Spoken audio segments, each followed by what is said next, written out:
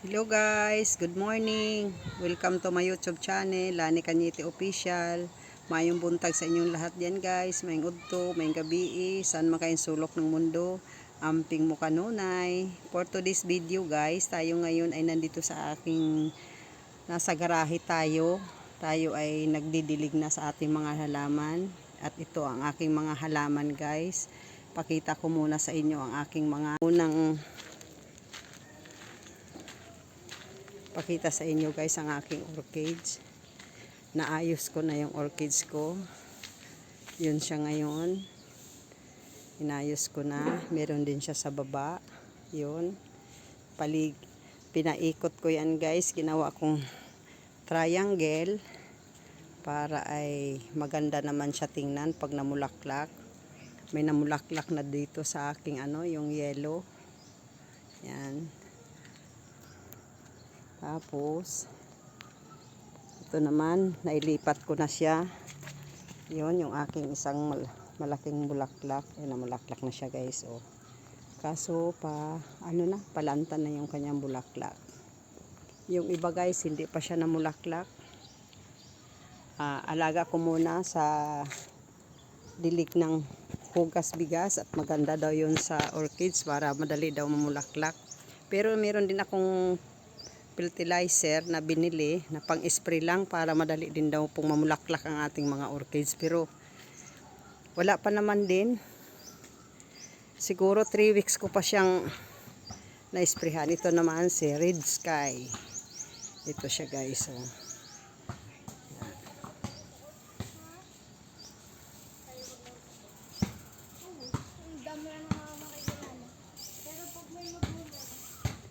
Yan. Tapos, dito naman tayo sa ating mga anthurium. Yun, ang ginawa ko nga, aking dinidiligan ng hugas bigas. Ayan siya. Pasensya na kayo, ang aking mga paso ay puro recycle yung iba. Yun. Yan ating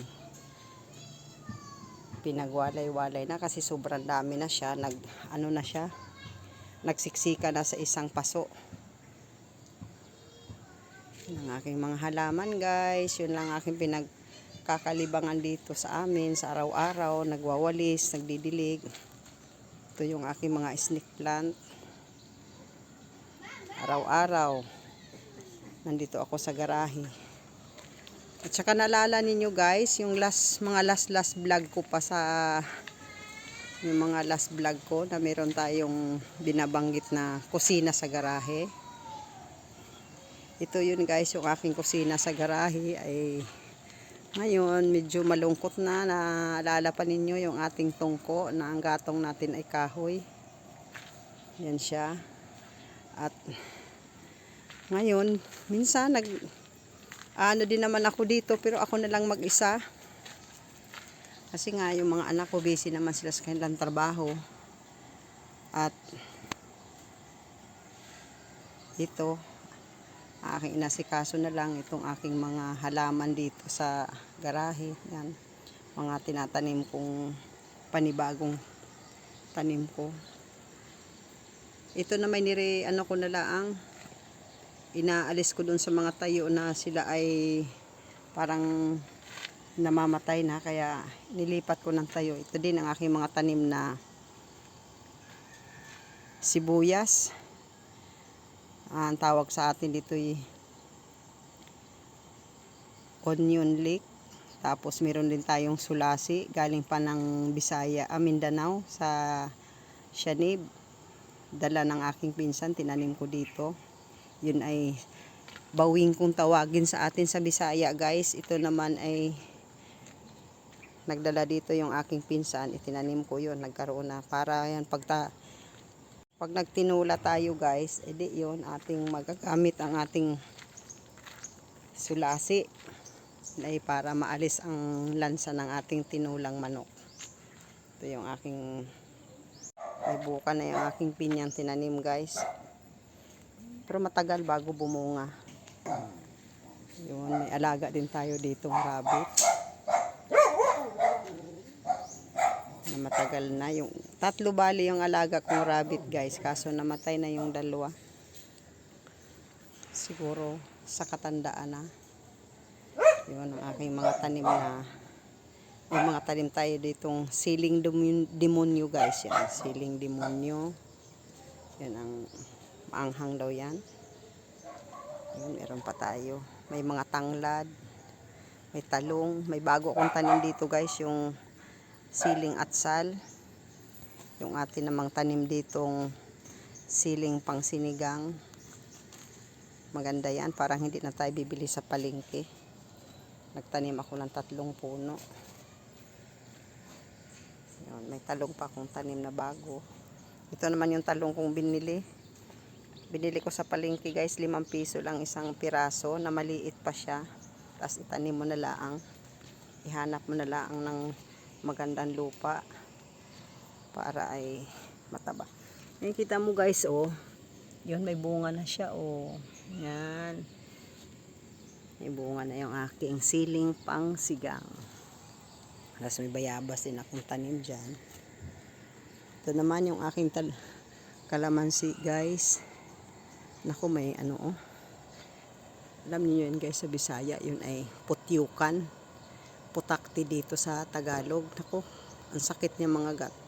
Bukas papatayin ko yan pag ako'y nagdilig, kasi hindi tayo makapanguha ng kalamansi diyan pag hindi tayo kinagat. Naku, kainaman wag hindi singkit ang ating mata niyan.